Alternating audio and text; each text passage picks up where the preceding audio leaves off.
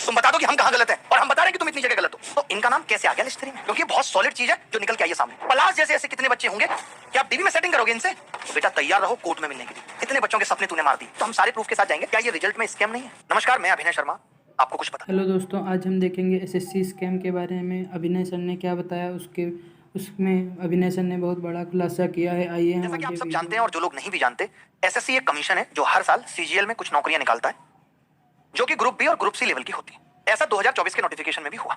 मैं आपको एक बात बताना चाहता हूं, जब से रिजल्ट आया है तब से लगातार ये कयास उठाए जा रहे हैं कि एसएससी में स्कैम हुआ है। अब एसएससी एग्जाम में क्या स्कैम हुआ है, इसके हमने काफी सारे प्रूफ दिए भी, लेकिन एसएससी ने भी अभी तक कोई जवाब नहीं दिया। बट मैं अब आपके सामने एक ऐसा सॉलिड प्रूफ लेकर आया हूं जो कि रिजल्ट में एसएससी ने किया, जिससे एसएससी की क्रेडिबिलिटी पे सवाल खड़े उठते हैं कि एसएससी एक कमीशन सरकारी संस्था कोई इतनी बड़ी गलती कैसे कर सकती है।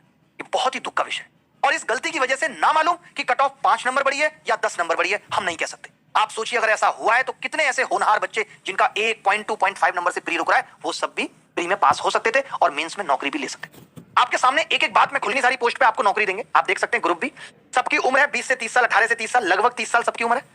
सबकी 30 साल उम्र है। आप देख सकते हैं सारी पोस्ट की 30 साल उम्र है। तभी एक पोस्ट बीच में आती है जिसकी उम्र है 18 से 32 साल, यानी अगर आप 18 और 32 के बीच में, तो आप इस पोस्ट के लिए एलिजिबल हैं, जिसका नाम है जूनियर स्टैटिस्टिकल ऑफिसर। आप इस पोस्ट का फॉर्म भर सकते हैं, ठीक है। हमारा एक साथी भाई निकल के आता है, कहता है कि मैं भी इस बार एसएससी का फॉर्म भरूंगा। आपने मेरे बहुत सारे बैचेज में, यूट्यूब के लाइव बैच में देखा होगा, मैं हमेशा एक नाम लेता हूं, पलाश भाई, पलाश भाई। जब आप ऑफलाइन क्लासेस में भी कभी पढ़े हो तो भी मैं कहता था पलाश भाई, पलाश भाई। अब पलाश भाई ये फॉर्म भरते हैं और ये किस पोस्ट के लिए एलिजिबल है? सिर्फ जूनियर स्टैटिस्टिकल ऑफिसर के लिए एलिजिबल है। दूसरी बात, आपको लग रहा होगा कि क्या 32 साल तक ही बच्चा कोई ना कोई पोस्ट ले सकता है? कुछ कोटा भी अवेलेबल है, जैसे मैं आपको दिखाता हूं। आप देख सकते हैं, पहले ये वाली बात देख लीजिए कि 18 से 32 वाली पोस्ट में वही बंदा एलिजिबल है जो 2 अगस्त 1992 के बाद का है।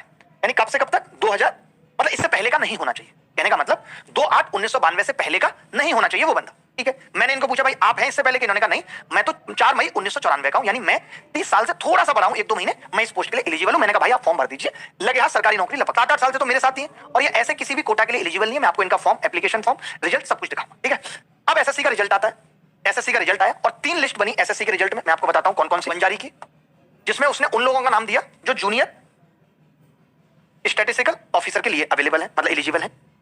उन्होंने लिस्ट 2 में क्या कहा, समझिएगा ध्यान से, लिस्ट 2 में स्टैटिस्टिकल ऑफिसर के लिए अवेलेबल है।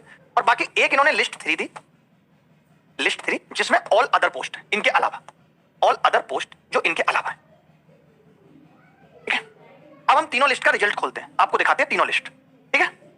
अब मैं आपके सामने तीनों लिस्ट दिखाता हूं। रिजल्ट आया, ये पलाश भाई का आप देख सकते हैं, ये इनका डेटा है, ये इन्होंने एप्लीकेशन फॉर्म भरा। आप देख सकते हैं इनकी कैटेगरी कौन सी है, यूआर है। ये इनकी फोटो है, मैं आपको इनके सामने लाता हूं, आपको दिखाता हूं। पलाश भाई इधर आओ, आप देख सकते हो ये पलाश भाई है, ठीक है। ये पलाश भाई है, आप इनकी फोटो से मैच कर सकते हो। ये इनका रजिस्ट्रेशन नंबर है 5958, ये इनका रिजल्ट है।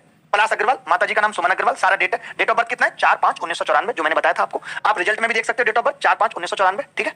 अब आपने देखा इनके नंबर कितने आए? 5 है और इनका नॉर्मलाइज स्कोर 158 है, ठीक है। अब मैं आपको रिजल्ट दिखाता हूं। सबसे पहले आप रिजल्ट खोलिए, निकालिए। हमने 3 लिस्ट जारी की है, एक तो जेएसओ के लिए जिसके लिए पलाश भाई एलिजिबल थे, लिस्ट 1, एक स्टैटिस्टिकल इन्वेस्टिगेटर के लिए लिस्ट 2 और ऑल अदर पोस्ट के लिए लिस्ट 3 इन्होंने जारी की। अब मैं आपको कट ऑफ पे ले चलता हूं।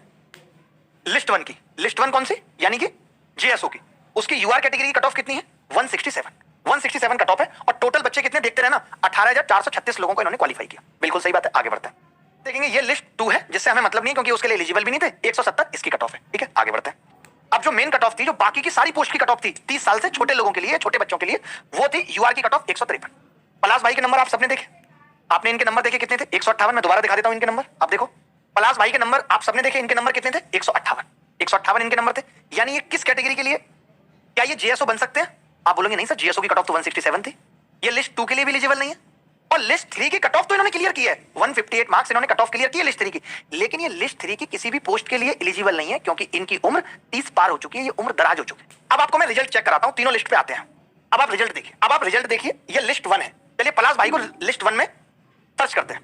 ये इनका रोल नंबर है। आपको पता है कि लिस्ट 1 जेएसओ के लिए थी, तो पलाश भाई लिस्ट 1 में नॉट फाउंड आ रहे हैं। क्यों आ रहे हैं नॉट फाउंड लिस्ट 1 में? आपने रोल नंबर देख लिया था ना इनका, यही है, याद रखना, मैं बाद में मैच भी करा दूंगा। तो लिस्ट 1 में ये इसलिए नहीं है क्योंकि लिस्ट 1 की कट ऑफ 167 थी, उसको ये क्वालिफाई नहीं कर सके। इन्होंने इसके बाद देखा ही नहीं, इन्होंने कहा छोड़ देते हैं, जब हमारा जेएसओ हमारे लिए था और उसको हम क्वालिफाई नहीं कर पाए। इनके दोस्त ने देख के बताया लिस्ट 2 चेक की, उसका मन नहीं माना कि 2 भी चेक करता हूं। अब आप लिस्ट 2 में देखेंगे, लिस्ट 2 में भी नहीं है, क्योंकि ये तो इन्होंने भरा ही नहीं था, ना ही उसके लिए एलिजिबल थे स्टैटिस्टिकल इन्वेस्टिगेटर के लिए। रोल नंबर 600 550 41, पलाश अग्रवाल, फादर का नाम हेमंत अग्रवाल, मदर का नाम सुमन अग्रवाल। इनकी डेट ऑफ बर्थ 4, 5, 9 और 9 इनकी कैटेगरी है जो यूआर की कैटेगरी है। तो मैं एसएससी से ये पूछना चाहता हूं कि आपने इन्हें लिस्ट 3 में क्वालिफाई तो करा दिया, आपने इन्हें लिस्ट 3 में क्वालिफाई तो करा दिया, क्या ये लिस्ट 3 की किसी भी पोस्ट के लिए एलिजिबल है? नहीं। तो आप इनका मेंस लेना क्यों चाहते हैं? इनका खुद का कहना यह है कि मैं लिस्ट 3 में आ गया हूं, मैंने खुद ही कट ऑफ बढ़ा दी, जबकि मैं किसी भी पोस्ट के लिए एलिजिबल नहीं हूं। अब ये भाई चाहें तो ये अभी मेंस की भी कट ऑफ बढ़ा सकते हैं, बढ़ा सकते हैं नहीं? बताइए, अगर ये मेंस देंगे, पोस्ट इनको कोई मिलनी नहीं है, लेकिन कट ऑफ तो बढ़ा सकते हैं ये। तो जो बच्चे सेलेक्ट हुए ना, उनके मुंह पे, और जो नहीं रह गए कुछ नंबरों से, उन दोनों के मुंह पे तमाचा है कि वो सोचें कि ये बंदा हम दोनों की कट ऑफ बढ़ाने के लिए जिम्मेदार है। अब ये तो एक अकेला है पलाश भाई, आपको क्या लगता है ऐसे कितने बंदे होंगे? इसका हिसाब कौन देगा? मैं आपको इसका एक छोटा सा प्रूफ दिखाता हूं। एक बात, या मैं 2500 मान लेता हूं, चलो आपके कहने पे, यानी 2500 ऐसे बच्चे हैं जो सिर्फ जेएसओ के लिए अवेलेबल है। यानी अगर उन्होंने जेएसओ क्वालिफाई भी कर लिया, मान लेते हैं उसमें से 1000 ने क्वालिफाई कर लिया, और वो लिस्ट 1 में अवेलेबल है 1000 बच्चे, तो आप मुझे बताइए, क्या उनको लिस्ट 3 में होना चाहिए था? नहीं होना चाहिए था ना। जिन बच्चों ने लिस्ट 1 की कट ऑफ क्वालिफाई कर ली, ये तो वो लोग थे जिन्होंने क्वालिफाई की नहीं है, बेचारों ने इनको डाल दिया लिस्ट 3 में। और ऐसे बच्चे जिन्होंने लिस्ट 1 की कट ऑफ क्वालिफाई कर ली, सिर्फ जीएसओ के लिए एलिजिबल है, वो तो लिस्ट 3 में नहीं होने चाहिए थे। पर दुख की बात यह है कि पूरे के पूरे 18,000 समथिंग बच्चे जो लिस्ट 1 में है, वो पूरे के पूरे अवेलेबल है लिस्ट 3 में। यानी ऐसा कोई बच्चा है ही नहीं जो कमबख्त 30 और 32 के बीच में है। यानी सारे बच्चे 30 साल से छोटे थे। आप मेरी बात को समझ पा रहे हैं नहीं? लिस्ट 3 में वो बच्चे हैं जो 30 साल से छोटे हैं, होना चाहिए था। लिस्ट 1 में वो बच्चे भी हैं जो 30 से छोटे हैं और 30 और 32 के बीच में भी हैं।